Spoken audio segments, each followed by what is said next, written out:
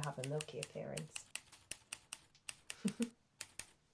Hello, my loves. It's Abby, and welcome back. I am finally filming my March wrap up. I'm filming this on the Monday, Easter Monday. And last week was so insane. I did not have a spare 5 minutes to actually film this. We were so busy out and about and filming for a load of other projects. But we finally had one day off. Yesterday, we sat and did nothing. And I feel refreshed and ready to talk about the books that I read. Despite how busy March has been, I actually managed to finish 8 books, which is kind of insane. 3 of them were audiobooks, there was a few ebooks, and there was actually one ARC in for last month, and I do think it released last month as well, but I'll get into that. And then I finally finished some books that I've been reading forever, and I think we'll all know which ones they are. Let's start from the beginning. The first book that I finished in March was A Language of Dragons, and I listened to this on audio. This is one of those books where I feel like I'd seen it around quite a lot and it kept getting advertised to me on audiobook as well. I'm so picky with my narrators, but I liked the sound of this one. It's very British,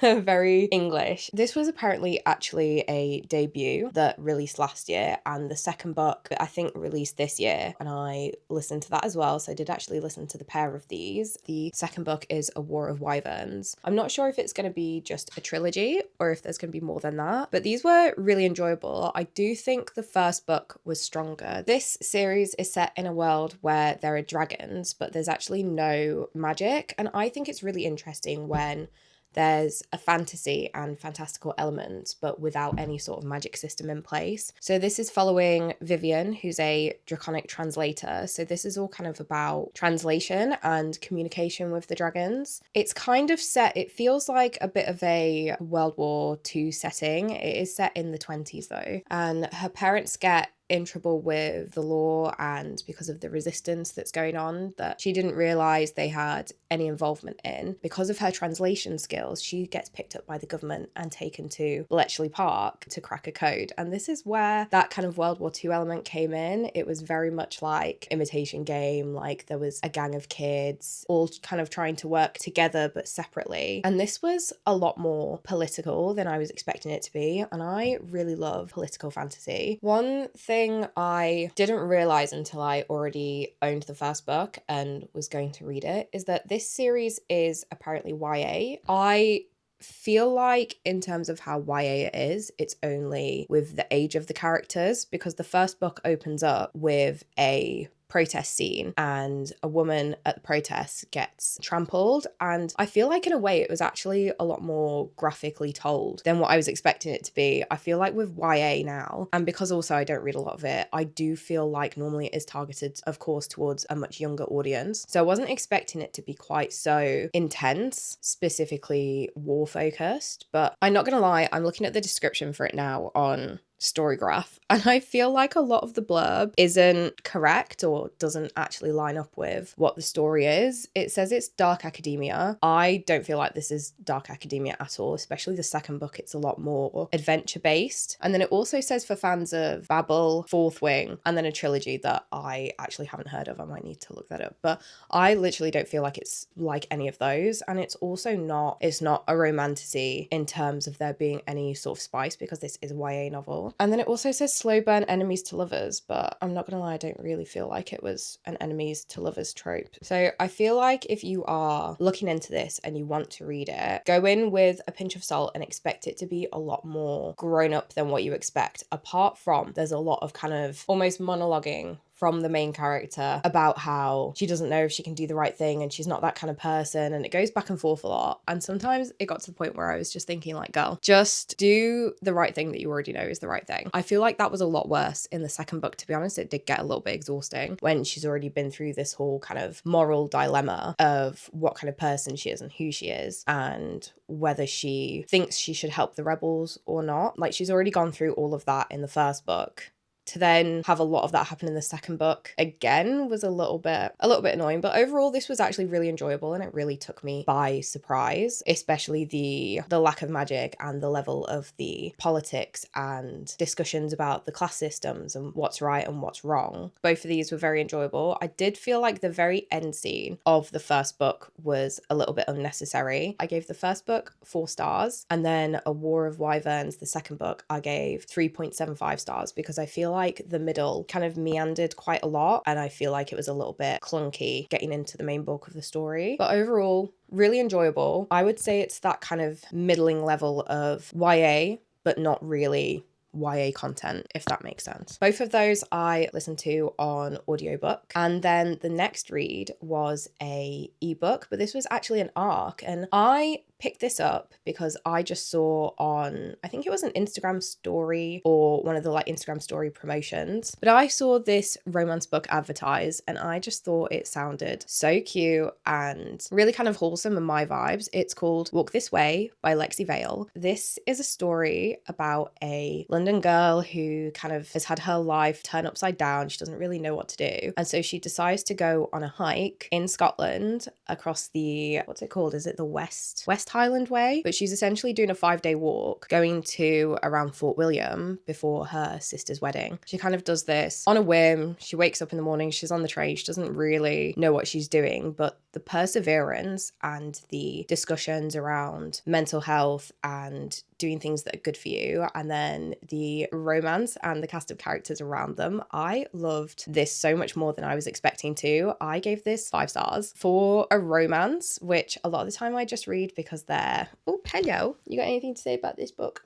A lot of the time I'll read a romance as almost like a palate cleanser, you know, when you just feel like you need something not so heavy. If you read a lot more like fantasy or literary fiction or anything like that, sometimes it's nice to just have something that isn't too crazy and you know there's going to be a romance and a happy ending of some sort. But this really blew me away. It was so funny. I was literally laughing within the first like 5 pages of this book, and I just felt like it had so much heart to it. I was really pleasantly surprised. It is available now. It did release at some point in March. I did finish this before the release date. I honestly highly recommend this. I literally gave this 5 stars, which is, I feel like, a bit unheard of for me for romance, just because that's not my go-to genre. This story wasn't just a romance. It was also about the characters finding themselves and moving on in their lives to do what's best for them, along with a nice romance and a happy ending. So I definitely highly recommend this. Especially, I feel like it's nice to have a romance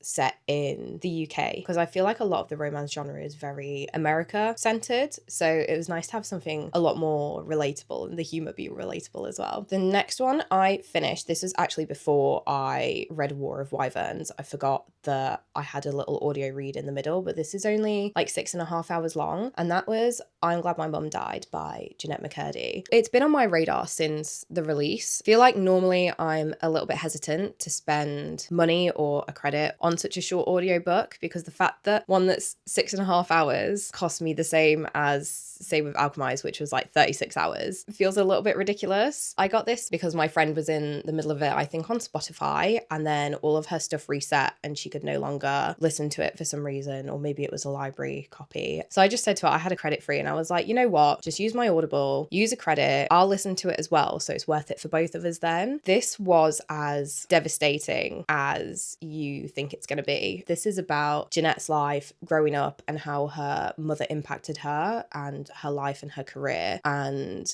the realization of betrayal that you have been not looked after by the people that are meant to look after you. And now I haven't rated this one. Sometimes with nonfiction, I feel like it's really hard to give them a rating, because on one hand, I could give this 5 stars because it was written amazingly. Each chapter was kind of a little story from throughout her life, and Jeanette narrates it as well, which is even more devastating because you're listening to her tell you these stories from her life where she wasn't looked after and her life was spiraling? Or on the other hand, do you give it 3 stars because it's not the most beautiful writing in the world and whatever? So I haven't given this a rating, but it was stunning and a really powerful listen. Even if you don't necessarily have any interest in Jeanette as a person, it really deals with topics of abuse, eating disorders, neglect, addiction, and just how she then had to confront that and look after herself in the end. It goes from her as a child to the run up to her mother dying and then the aftermath of when her mother passed away. And yeah, this was insane. Just know that this was a very powerful read. And then after that, I listened to A War of Wyverns, which I've already spoken about. And then obviously this has taken me literally forever, but I finally finished the tandem read. I have been reading these since literally January, and I finally in March managed to get through these. I think it helped that I downloaded the ebooks for this. There's a copy you can get, which is both of them put together in the correct order for the tandem read. So I feel like blasting out the last few hundred pages in that format, which I downloaded because I was going working away, and then I only read it the night before I was actually working. So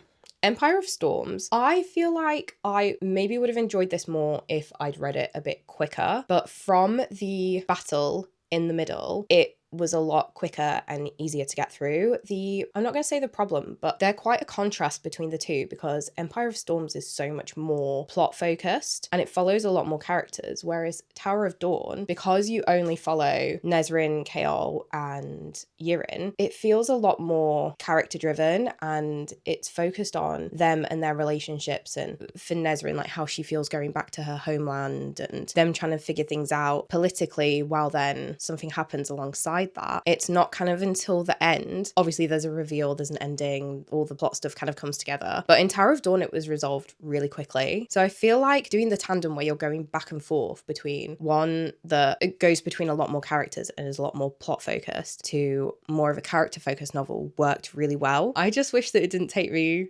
so long to read. But yeah, I actually rated both of them 4.5 stars. Maybe that could change depending on the day thinking about it. And sometimes I think, oh, were they actually better than Queen of Shadows? Because Queen of Shadows I only rated 4.25. Maybe upon a reread after I've finished the whole series, the ratings will change. But I think for the enjoyment and where it's now taken the story was really great. I also feel like the endings wrapped up a lot better rather than meandering on quite a lot like Queen of Shadows did. So I'm very excited to finally get to Kingdom of Ash. My library hold came through yesterday, so I only have a few weeks to get through that. But I think because I'll be dedicated to one book, it'll be fine. But I'm also really scared to finish the series. I feel like I haven't finished a series like this in so long, because obviously I read Fourth Wing last year, but Onyx Storm isn't the last in the series. It's just up to where the books are out. So I feel like when I finish it, I'll already want to go back and reread them. So buzzing that I finally finished these, and now Abby can finally have her copies back. After finally finishing that, which was, I don't want to say a slog, but it was such a gigantic read that really did take quite a lot of attention, I then just picked up another romance, and this is Next of Kin by Hannah Bonam-Young. I feel like I've heard quite a lot of people talk about this author, but I don't really know anything about them, or I couldn't tell you any of the titles of their other books. And this was actually written okay. Hannah focuses on diverse, disabled, marginalized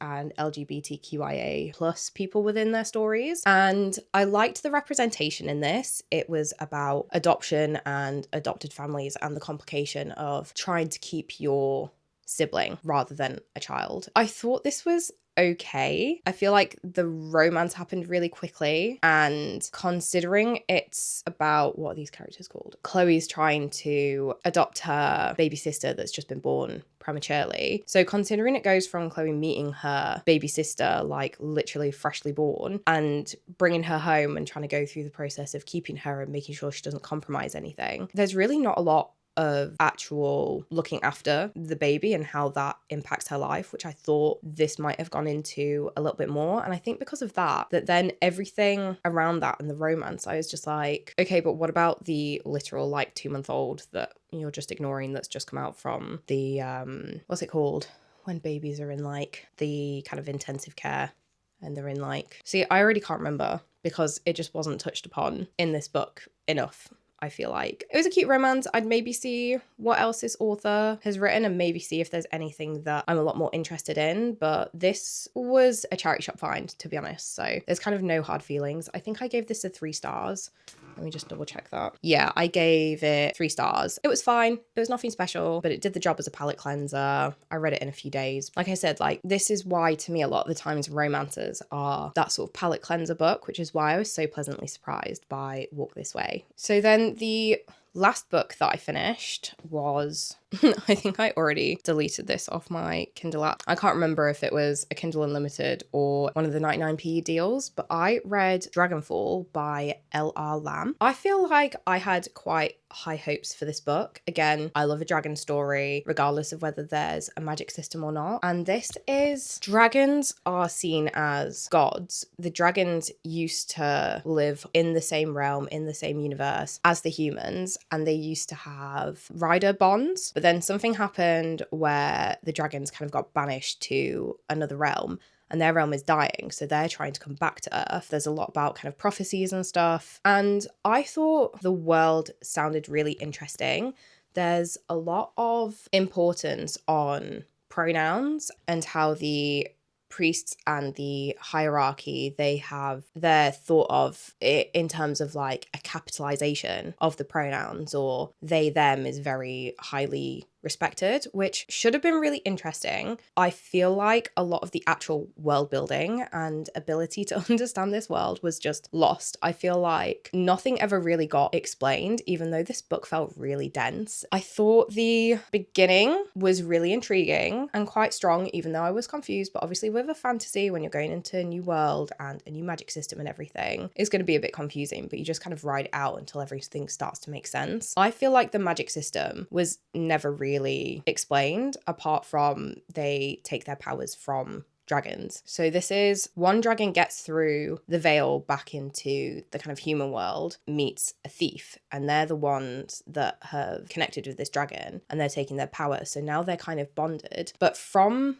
there, and from these two characters meeting up, it just really lost me. For the majority of the story, the dragon character is in a human form. They become too human, and then there's a romance element, which I just feel like was so unnecessary. I didn't enjoy it. It didn't need to be there. The story would have been way more interesting without it. I feel like a bond doesn't need to mean that they want to shag each other. It was just very confusing. I feel like I had to force myself to finish this, and maybe I should have just DNF'd. I ended up giving this a 2.5 stars. I think I gave it a 3 and then I lowered it. Part of me feels like maybe I should just lower it again to just a 2. The writing wasn't horrendous. It just gave me nothing. Like, thinking back, I feel like I literally don't know what this world is, and I just don't really care about the characters, and I don't care to continue the story, even though this is just a duology. That's part of why I picked it up, because I was like, oh, I enjoy duology because it doesn't need to have any sort of filler element in the second book, but I just have no interest in picking this up, so I won't be,